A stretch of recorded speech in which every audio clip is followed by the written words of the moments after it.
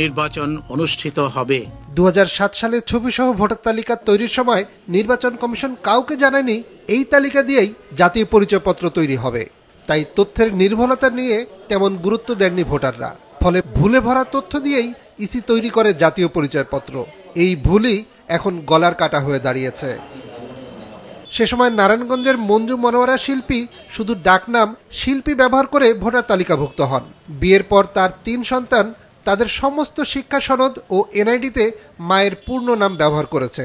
এখন শিল্পী চাইছেন এনআইডিতে পূর্ণ নাম, কিন্তু 2 বছর ঘুরেও নাম সংশোধন করতে পারছেন না। 8-10 দিন আসলাম, ডেট দিতেছে, বলতেছে মেসেজ যাবে, যা যা চাইছে ডকুমেন্টস সব আমি জোগাড় করে দিয়েছি। তারপরে এখনো আমার আইডি কার্ডটা হচ্ছে না।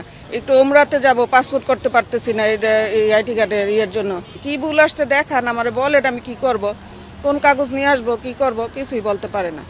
তাহলে আমরা কি করব? আমরা সাধারণ জনগণ কার কাছে যাব, কার কাছে চাইবো আমরা এইগুলোর প্রতিটা?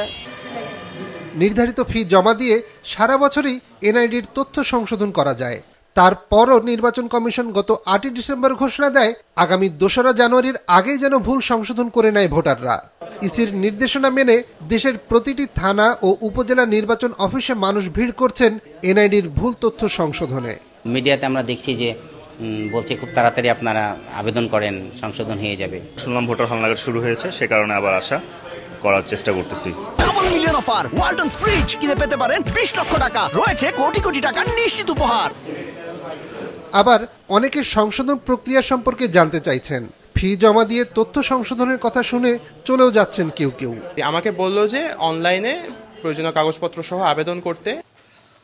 এনআইডির ভুল সংশোধন নিয়ে কমিশনের ঘোষণায় ওঠা বেশ কিছু প্রশ্ন নিয়ে মাছরাঙা টেলিভিশন যায় একজন নির্বাচন কমিশনার, ইসির সিনিয়র সচিব ও অতিরিক্ত সচিব এবং এনআইডি উইংয়ের মহাপরিচালকের কাছে।